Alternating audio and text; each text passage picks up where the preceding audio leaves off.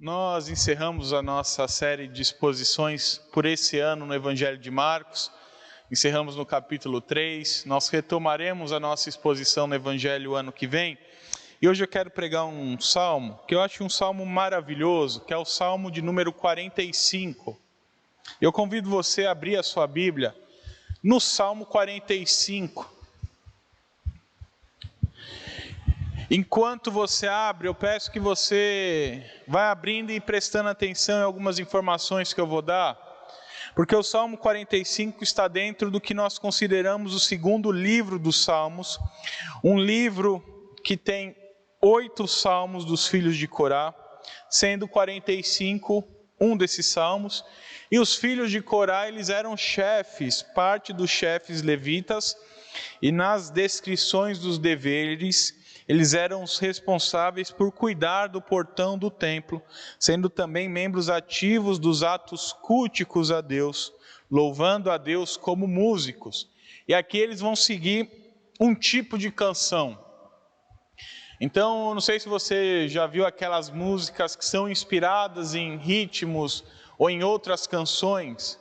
Então, a pessoa toca uma música, fica famosa, aí surgem dezenas de paródias, com o mesmo estilo da música, só muda a letra.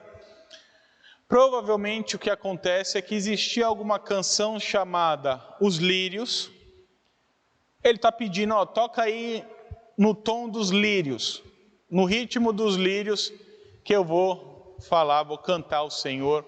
Essa canção aparece tanto aqui nos 45, quanto no Salmo 69, e o título desse salmo é Ao Mestre de Canto, segundo a melodia, Os Lírios, dos filhos de Corá, um salmo didático, um cântico de amor.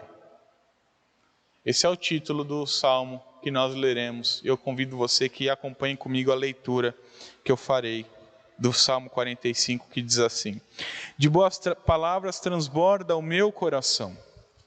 Ao rei consagro o que compus, a minha língua é como a pena de habilidoso escritor, tu és o mais formoso dos filhos dos homens, nos teus lábios se extravasou a graça, por isso Deus te abençoou para sempre. Cinge a espada no teu flanco, herói, cinge a tua glória e a tua majestade, e nessa majestade cavalga prosperamente pela causa da verdade e da justiça, e a tua destra te ensinará proezas, as tuas setas são agudas, penetram o coração dos inimigos do rei.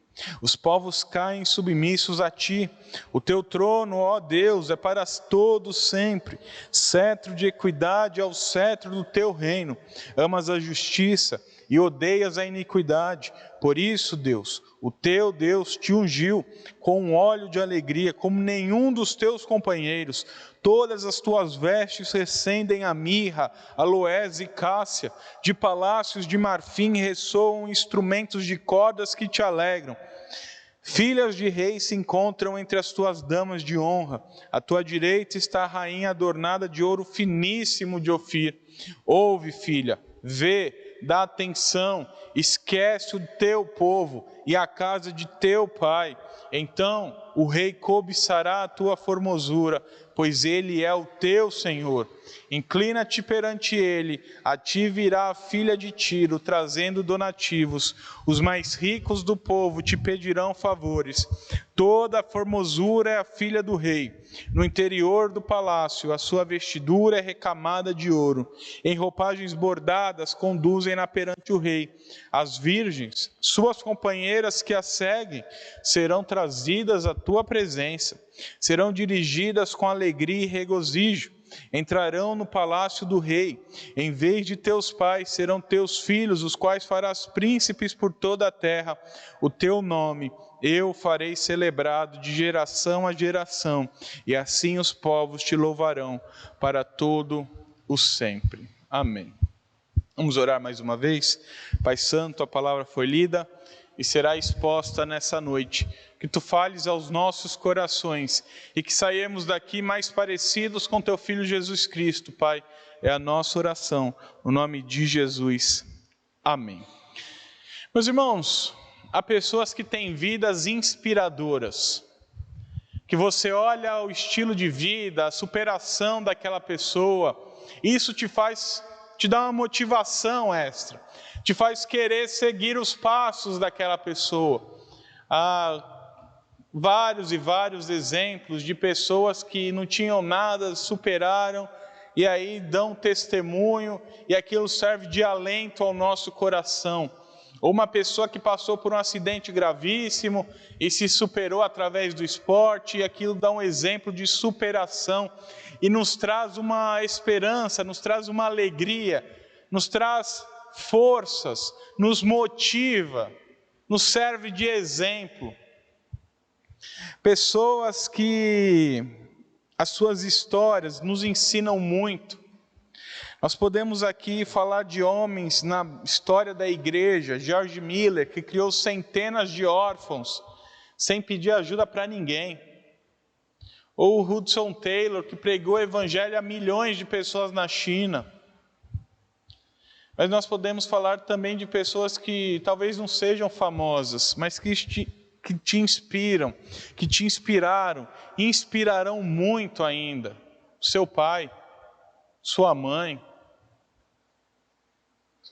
seus irmãos, um tio, uma tia, um amigo próximo, pessoas que talvez ninguém mais conheça, mas que para você, a vida dela, o estilo de vida dela, te faz querer ser parecido com ela. E se nossas vidas tão pequenas, tão breves, tão passageiras, já existem pessoas assim que nos fazem olhar com outros olhos e nos dão essa experiência, quanto mais a vida do nosso Senhor e Salvador Jesus Cristo. A vida de Jesus é especial porque ela é uma vida que não só inspira, mas é uma vida que faz com que olhemos e tomemos decisões importantes para as nossas vidas. Olhando para Cristo nós aprendemos, olhando para Cristo nós tiramos lições que nós devemos aplicar no nosso dia a dia. Olhando para Jesus nós vemos como nos comportar diante das situações. Numa vida mais poderosa, mais didática do que a vida de Jesus. Nenhuma vida vai te inspirar tanto e ser tão útil para você, na sua salvação, no seu desenvolvimento, na sua vida, do que a vida de Jesus. E esse sermão que eu pregarei hoje no Salmo 45 é interessante porque esse salmo é um salmo escrito para um casamento de um rei.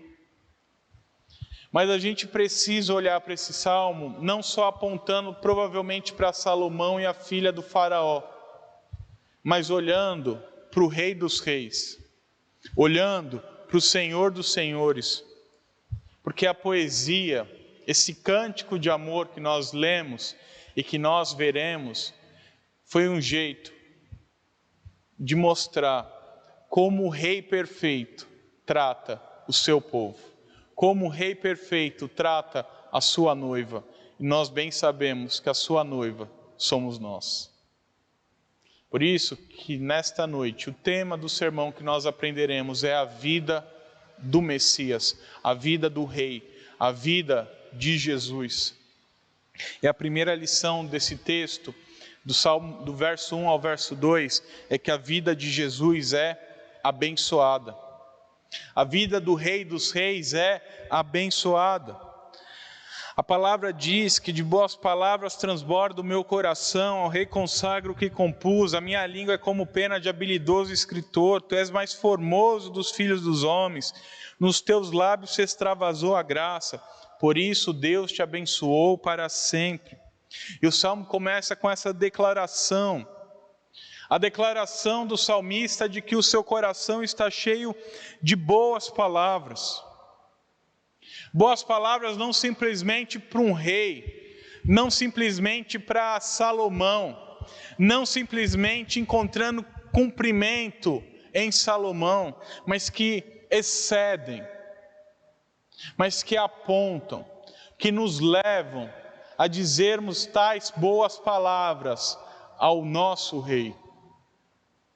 O nosso rei não é Salomão, o nosso rei não é Davi, o nosso rei não é o Bolsonaro, não é o Lula, o nosso rei é Jesus. E a Jesus o nosso coração tem que estar sempre transbordando de boas palavras, de um coração alegre, que ama louvar, que ama glorificar o nome de Deus. E para o rei, então, ele diz o que é mais belo. Ele começa anunciando que está dizendo aquilo que é o mais bonito que ele tem para dizer, dizendo que o rei é o mais belo e o mais formoso dentre todos os homens, e que foi derramada graça sobre a vida desse rei. A nossa versão não traz exatamente assim, mas outras versões, apoiando o texto em hebraico, a corrigida, a fiel, a NVI, elas trazem essa ideia de que esse rei é um rei que é o mais formoso dentre todos os reis, e que sobre esse rei foi derramado graça sem medida, sem tamanho, imensurável sobre os lábios dele. E a ideia é que o rei é o mais destacável, é o bendito entre todos os homens, é o melhor de todos os homens, é o perfeito entre todos os homens. Não há ninguém mais gracioso, não há alguém melhor que ele. E que a sua fala, as suas palavras são cobertas de graça, porque o próprio Deus derramou graça sobre os seus lábios. Além do caráter, além da pessoa, o nosso rei também fala coisas maravilhosas para nós e sobre nós. Lucas 4:22 diz que todos lhe davam testemunho e se maravilhavam das palavras de graça que lhe saíam do lábio e perguntavam: não é este o filho de José?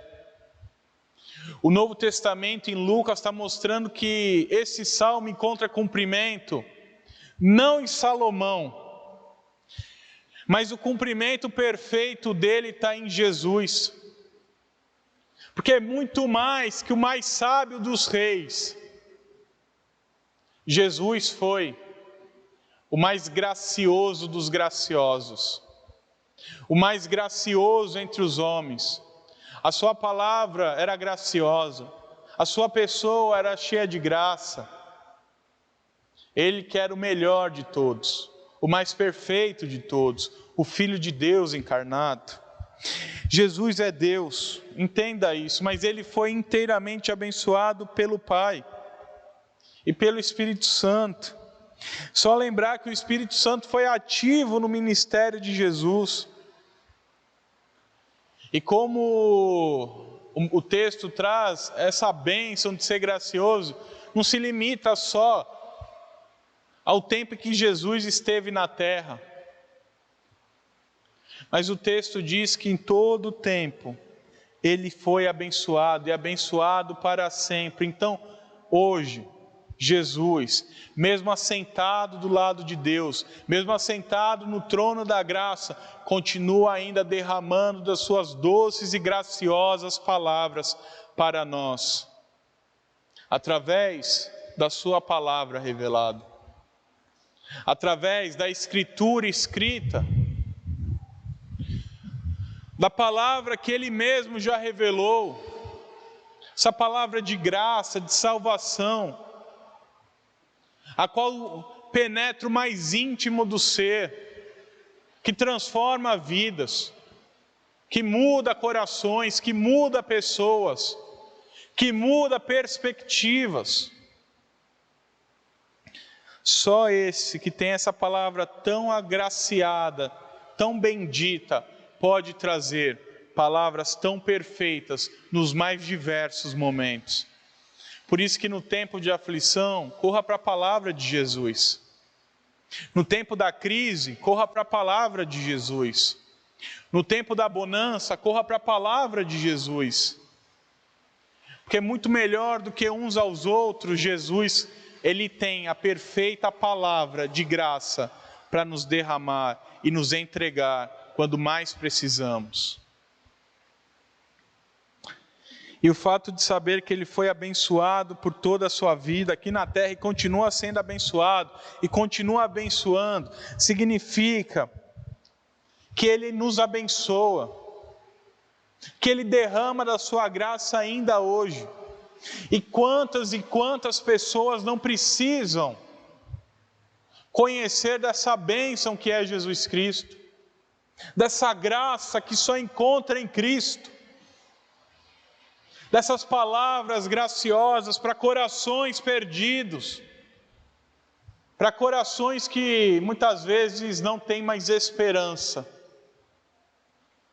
que não conhecem mais o que é bom, porque já sofreram demais nessa vida. E nós conhecemos a palavra de graça, nós conhecemos o Jesus abençoado e abençoador. E por isso nós precisamos ter certeza que se você quer abençoar alguém, se você quer levar graça a alguém, se você quer derramar graça na vida de alguém, você só pode levar um, que é Jesus Cristo. Nada mais abençoará a vida da pessoa a não ser Jesus. Ninguém mais trará palavras de graça ao coração da pessoa, se não for a palavra de Jesus. Então fale de Cristo, fale dessa graça em Cristo Jesus. Mas o texto continua, e do verso 3 ao verso 5 ele diz que a vida de Jesus não é só abençoada, a vida de Jesus é abençoada e também vitoriosa. Do verso 3 ao verso 5 ele diz: cinja a espada no teu flanco, herói, cinja a tua glória e a tua majestade, e nessa majestade cavalga prosperamente pela causa da verdade e da justiça, e a tua destra te ensinará proezas, as tuas setas são agudas, penetram o coração dos inimigos do rei, os povos caem submissos a ti. A segunda parte do Salmo começa com perguntas, e a primeira, com pedidos. E o primeiro pedido é que o rei Jesus, cinja a sua espada, amarre a sua espada na coxa, uma espada gloriosa, uma espada majestosa. O segundo pedido está ligado ao primeiro. E com essa espada gloriosa e majestosa amarrada na cintura, como nós vemos nos filmes de heróis, todo herói, pelo menos na Idade Média, todo filme que a gente vê, sempre ele tem uma espada com ele, andando para cima e para baixo, com aquela espada ele faz estragos.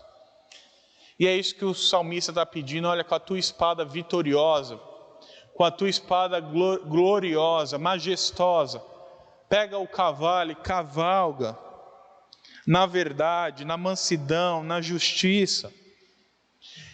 Entenda que é uma poesia, então ele está se dando o luxo de ser um poeta, mas o ensino é para que Jesus na sua glória, Jesus na sua majestade, ande por toda a justiça, ande por toda a verdade, ande por toda a mansidão. E essa glória e essa majestade ensinará proezas, ou numa tradução mais literal, ensinará sobre as obras aterrorizadoras dele. E terror aqui é terror aos inimigos. Voltando para os filmes, sabe quando nós vemos no filme aquelas cenas mentirosas, que você fala assim, só em filme que um negócio desse pode acontecer, que o rapaz pega, mata 300 pessoas, toca o terror na cidade, todo mundo sabe que aquilo é só em filme que acontece. Pega um Rambo da vida aí, um Duro de Matar, que não condiz com a realidade. mas que a gente vê lá causando medo nos inimigos. É como se o salmista estivesse pedindo aquilo para Jesus: olha, com a tua majestade, ó rei, com a tua glória, rei, mostra para os teus inimigos que eles estão perdidos, mostra aos teus inimigos que eles vão perder, põe terror no coração dos teus inimigos, porque tu és glorioso, tu és grandioso, e esse rei vitorioso vence os seus inimigos. É isso que ele diz no verso 5, fazendo com que todos os povos caiam submissos a ele. O rei que abençoa, o rei que é abençoado, é o rei que vence. E venceu Satanás, venceu a morte, venceu as tentações, venceu os sofrimentos, venceu as angústias, e nos traz a vitória nele. E nós precisamos entender que a nossa vitória não está em nós, não está no que fazemos, não está em como fazemos, porque nenhum de nós tem essa capacidade, mas ele, o nosso rei, venceu por nós.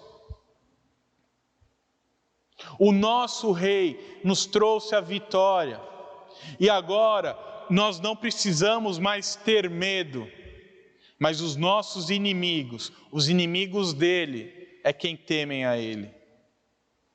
Por isso que a morte já não precisa nos dar tanto pavor, porque ele já venceu por nós. Por isso que a condenação eterna, o inferno, o lago de fogo e enxofre, não nos traz mais medo, porque ele já venceu por nós. Por isso que as angústias, os sofrimentos, não nos deveriam trazer medo, porque ele já venceu por nós.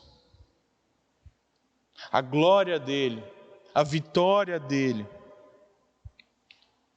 faz com que nós sejamos alcançados, e que nós caiamos submissos aos seus pés, que nós nos prostremos aos seus pés e reconheçamos que ele é o rei,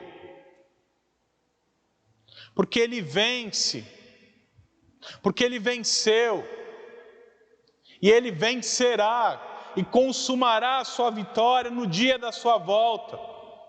E quando ele voltar, todos se ajoelharão diante dele e confessarão que ele é o Rei dos Reis e o Senhor dos Senhores.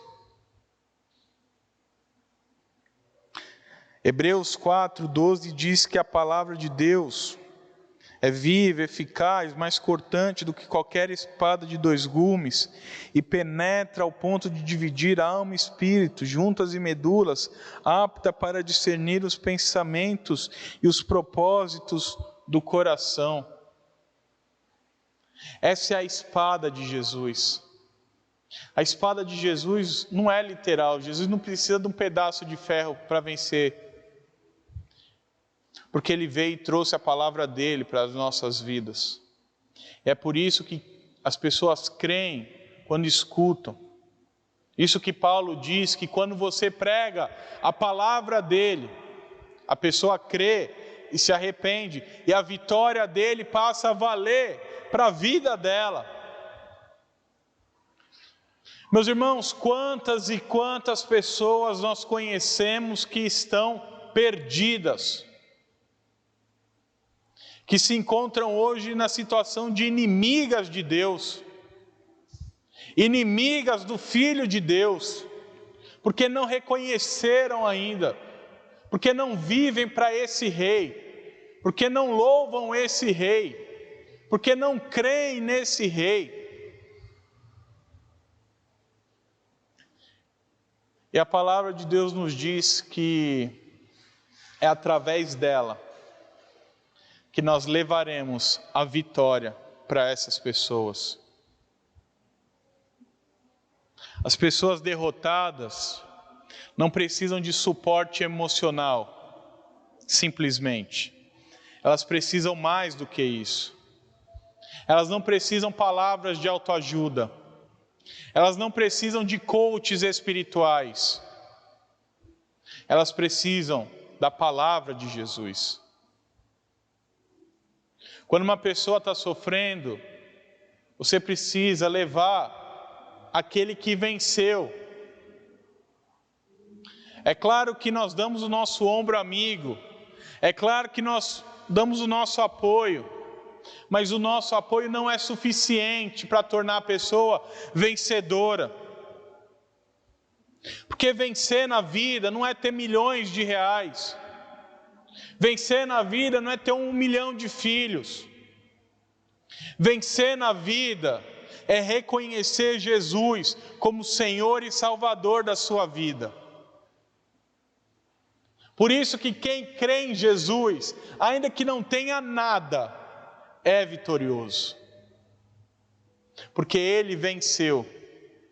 E aquele que tem tudo, mas não crê em Jesus, é um perdedor. Porque um dia morrerá e sofrerá os castigos de ser um inimigo de Jesus. Jesus então é abençoado, Jesus então é vitorioso, mas a Bíblia também nos diz que Jesus é glorioso. A vida de Jesus é gloriosa. Do verso 6 ao verso 9 ele diz: o teu trono, ó Deus, é para todo sempre, cetro de equidade, é o cetro do teu reino. Amas a justiça, odeias a iniquidade. Por isso, Deus, o teu Deus te ungiu com óleo de alegria, como a nenhum dos teus companheiros. Todas as tuas vestes recendem a mirra, aloés e cássia. De palácio de marfim ressoam instrumentos de cordas que te alegram. Filhas dos reis se encontram entre as tuas damas de honra. À tua direita está a rainha adornada de ouro finíssimo de Ofir. Meus irmãos, Jesus foi humilhado. Jesus sofreu a humilhação. Mas foi possível também ver a glória de Deus em Jesus Cristo. A glória do Filho unigênito do Pai. O verso 6 começa dizendo que o trono do rei, e é como se o trono fosse o próprio Deus eterno, o trono do próprio Deus eterno. Um trono que não dura só a quantidade de anos da pessoa. Um trono que transcendia Salomão. Um trono que não duraria só os anos de vida de Salomão e dos descendentes de Salomão, mas um trono que duraria a eternidade, o trono da glória eterna, um trono que duraria para sempre, um trono em que por toda a eternidade Deus julga e reina com equidade e poder. Um trono que é citado em Hebreus, capítulo 1, do verso 8 a 9, se referindo a Jesus como estando assentado nesse trono. Jesus está assentado, Jesus é quem reina, Jesus é quem governa por toda a eternidade, com justiça e equidade, com justiça e retidão. Se nós muitas vezes olhamos para a nossa justiça e vemos uma justiça falha, e vemos uma justiça que oprime os mais necessitados e ajuda aqueles que roubaram muitas vezes, uma justiça deficitária, deficiente, nós olhamos para o reino de Jesus e para a justiça de Jesus e vemos um rei que reina perfeitamente o seu povo e todos os outros povos. Jesus não só nos reina, Jesus reina a todas as pessoas, porque Ele é o Rei dos Reis. O Rei Jesus é o Rei sobre todas as nações, sobre todos os povos.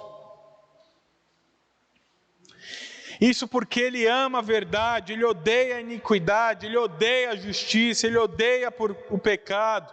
E por conta disso, Deus o ungiu com óleo de alegria, como nenhum dos seus companheiros. Deu a Ele vestes gloriosas, deu a Ele um palácio glorioso, deu a Ele instrumentos gloriosos, damas de honra gloriosos, tudo cheio de glória para esse rei. Para entender um pouquinho do porquê dessa glória, nós precisamos entender um pouquinho do casamento naquela época. E nós vemos que o casamento continha o óleo da alegria, em que o pai da noiva usava como parte da cerimônia. O marfim era sinal de prestígio e poder de uma nação. Então, uma nação poderosa, só marfim. O ouro de Ofir era o ouro de extrema qualidade. Então, um palácio que queria mostrar glória, uma nação que queria mostrar poder, uma nação que queria mostrar glória, uma nação que queria mostrar que era poderosa. Hoje nós vemos no noticiário, então, movimentação lá das embarcações, aí movimenta uma frota de 1 milhão de barcos, e aí a gente fala, ó, nação poderosa. Ah, porque tem bomba atômica, nação poderosa. Naquela época você mostrava que era poderoso, ostentando os itens. Então o banco era o banco de marfim. Os itens eram todos de ouro, puríssimo de Ofir, o ouro mais puro e de melhor qualidade que existia. O salmista não está querendo ostentar o palácio, mas o salmista está querendo mostrar que esse palácio, que esse trono, que esse rei é o rei da glória. É um rei cheio de glória, e que tudo em volta glorifica o rei. E que tudo em volta tem a mesma glória, porque Ele é digno da mesma glória, da mesma honra, que ninguém mais tem, e que ninguém mais pode ter, a não ser o Rei Jesus. Interessante que a Bíblia apresenta a Deus como sendo o marido do seu povo, e a igreja como a esposa nesse casamento. Isaías 54, verso 5 diz: porque o teu Criador é o teu marido, o Senhor dos exércitos é o seu nome, e o Santo de Israel é o teu Redentor. Ele é chamado Deus de toda a terra. Meus irmãos, pensa aí, a gente está vendo a Copa no Catar, e a gente está vendo o luxo que são os estádios, ar-condicionado em todo banco. Pensa lá no sheik do Catar, como deve ser a casa dele. Outro dia eu estava vendo na rede social, leões na casa. Tem trocentos carros. A casa dele dá uns 3 hectares. Tem que ir de bonde do quarto para a cozinha. Tem leão. Nada disso chega aos pés da glória do Filho de Deus. Nada disso chega aos pés da glória do reino do Filho de Deus, do trono da glória de Cristo, porque Ele é mais glorioso que qualquer outro, Ele é digno de glória mais do que qualquer outro. E se a sua vida não é para a glória de Jesus, você está vivendo errado. Você não faz as coisas para a glória de Jesus, você não está servindo o Rei da glória. Porque tudo que envolve o Rei da glória, dá glória a Ele somente. Então, se você faz o que faz para o seu próprio prazer, sem considerar a glória de Cristo, você está vivendo de uma maneira errada.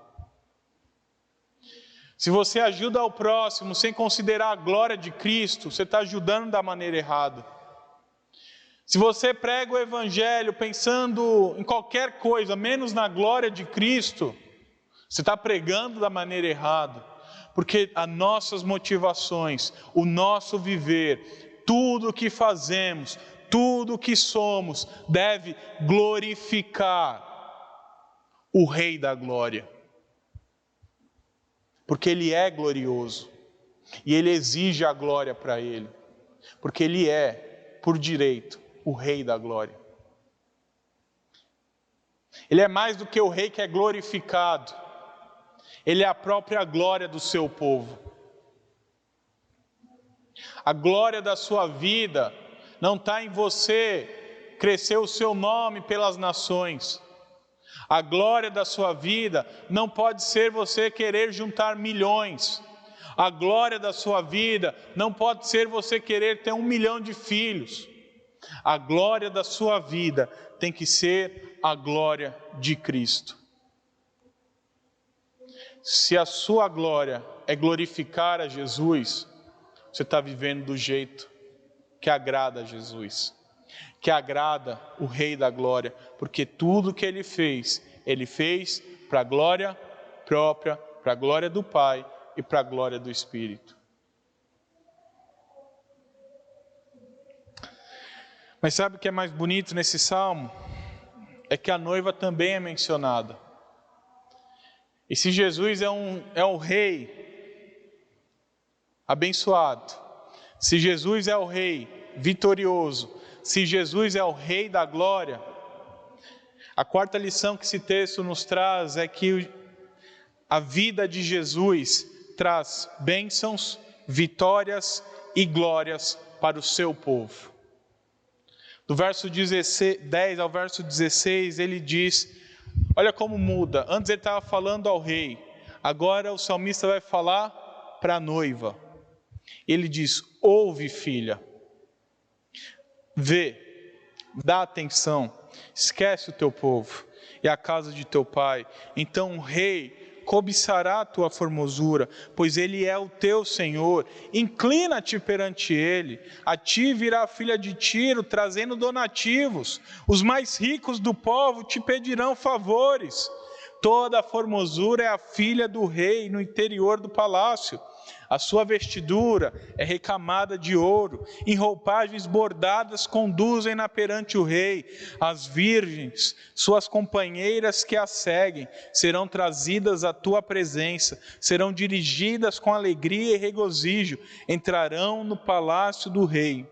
Em vez de teus pais, serão teus filhos, os quais farás príncipes por toda a terra. O verso 10 começa com um apelo para a noiva do rei, para que ela escute, para que ela veja, para que ela dê atenção ao que será dito. E a primeira orientação aqui é que ela se esqueça do seu povo e da casa de seu pai. Uma orientação que parece estranha.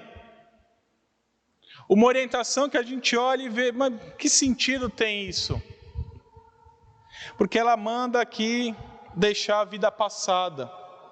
Lembra, é uma poesia, e nessa poesia ele está procurando deixar claro para aquela moça, para a noiva do rei, para que ela agora esqueça da vida passada dela, para que aquilo que ela aprendeu na antiga vida, ela deixe para lá, ela esqueça lá, e agora ela viva uma nova vida. E nessa nova vida, o rei a desejará. O rei amará a sua formosura. A segunda orientação é para que ela esteja perante o rei em todo o tempo, porque ele agora é o Senhor dela. E quando ela estiver perante o rei, de todo o coração, esquecendo o passado, o texto diz que outros povos a honrarão, que outras pessoas pedirão favores a ela, que ela será gloriosa, que ela receberá muitos presentes e terá seus filhos feitos príncipe. Assim como no casamento em que a esposa é abençoada, conduzida, liderada por seu esposo, de modo que tudo que ele conquista também é dela. No casamento onde um dos prazeres é de satisfazer e honrar sua esposa, assim também é Jesus com a sua igreja. Apocalipse 19, do verso 7 ao verso 8 diz: alegremo-nos, exultemos e demos-lhes a glória, porque são chegadas à borda do cordeiro, as bodas do Cordeiro, cuja esposa a si mesmo já se ataviou, pois lhe foi dado vestir-se de linho finíssimo, resplandecente e puro, porque o linho finíssimo são os atos de justiça dos santos. Meus irmãos, nós como noivas do Cordeiro, nós como noivas do Rei, nós precisamos entender que nós precisamos abandonar a nossa antiga vida. Que não tem espaço mais como noivas de Jesus que somos. Nós que somos da igreja do Senhor, nós que estamos num relacionamento com Jesus, nós não podemos mais querer viver a mesma vida de antigamente, a mesma vida de pecado, a mesma vida longe de Cristo. Isso já não nos cabe mais, mas a nossa vida agora deve ser moldada a uma vida em que se coloca diante de Jesus em todos os momentos, em que todo o tempo se busca mais a Jesus, em que todo o tempo está diante de Jesus, sendo liderado, sendo guiado, buscando mais a Cristo todos os dias das nossas vidas. Porque quando nós vivemos assim, a palavra de Deus deixa claro que nós obteremos as bênçãos, as vitórias e as glórias de Jesus sobre as nossas vidas. Então, se Ele é o Rei abençoado, quando nós abandonamos a antiga vida e vivemos agora para o Rei dos Reis, nós também somos abençoados. Se Ele é vitorioso, quando abandonamos a nossa antiga vida e vivemos perante o Rei dos Reis, nós também somos vitoriosos. E se Ele é glorioso, quando abandonamos a nossa antiga vida e nos colocamos, nos prostramos perante o Rei dos Reis, nós também somos gloriosos. A nossa maior glória nessa vida é nos curvar perante a Jesus Cristo. Não há nada mais glorioso que o homem possa alcançar do que reconhecer que Jesus é o Rei dos Reis e Senhor dos Senhores. E como consequência, a Bíblia diz que essas promessas se estenderão também a nossos filhos, também àqueles a quem queremos o bem, a quem amamos, os nossos descendentes, de alguma maneira olharão as nossas vidas, prostrados aos pés de Jesus, e de alguma maneira também serão sensibilizados a viverem para Jesus, para a glória de Jesus. Ainda que os salvos sejam aqueles que Deus já escolheu antes da fundação do mundo, o maior legado que um pai pode deixar para o filho não é o dinheiro, não são as frases de efeito, não são as histórias. O maior legado que o pai pode deixar para um filho, a maior glória que um pai pode deixar para o filho, é ensiná-lo a se prostrar diante de Jesus e colocar a vida, abandonar a vida de pecado e viver uma vida para a glória de Cristo. Porque Jesus Cristo deve ser adorado, não só durante as nossas vidas, não só durante as nossas vidas e as vidas dos nossos filhos, mas Jesus Cristo deve ser adorado por toda a eternidade, como termina o verso 17 dizendo: o teu nome eu farei celebrado de geração em geração, e assim os povos te louvarão para todo o sempre. O salmo termina com uma declaração do salmista diante de todos esses fatos, Ele então diz que celebrará ou lembrará do rei de geração em geração, e todos os povos louvarão esse rei perfeito por toda a eternidade. E assim como o salmista, nós, eu e você, nós que somos servos desse rei, precisamos fazer o nome do nosso rei celebrado de geração em geração. Na nossa geração é nossa responsabilidade levar o nome de Cristo, levar a glória de Cristo, a vitória de Cristo, as bênçãos de Cristo para todas as pessoas. Fazer com que mais pessoas também se rendam e glorifiquem